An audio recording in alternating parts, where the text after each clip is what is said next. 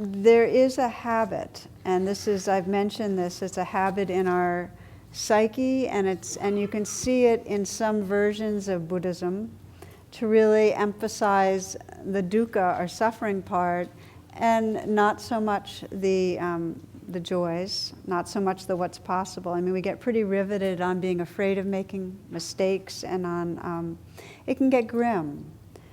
There is a story of a young monk who arrives in a monastery, and he's assigned to help the other monks in copying the old canons and laws of the church by hand. He notices that all the monks are copying from copies, not the original manuscript. So he brings this point to the abbot, saying, if somebody made a small error on the original copy, every subsequent copy would have the same error. And the abbot says, we've been copying from copies for centuries, but you make a good point. So he goes down to the dark caves underneath the monastery where the original manuscript has been kind of stored in a vault. Hasn't been opened for hundreds of years. Hours go by and nobody sees the old abbot.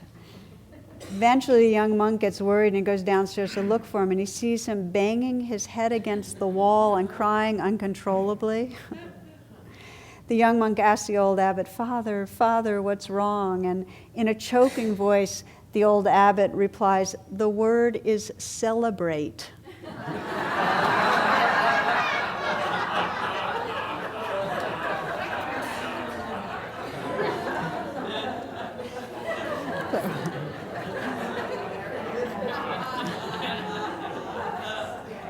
So this is my entree to the 10,000 joys,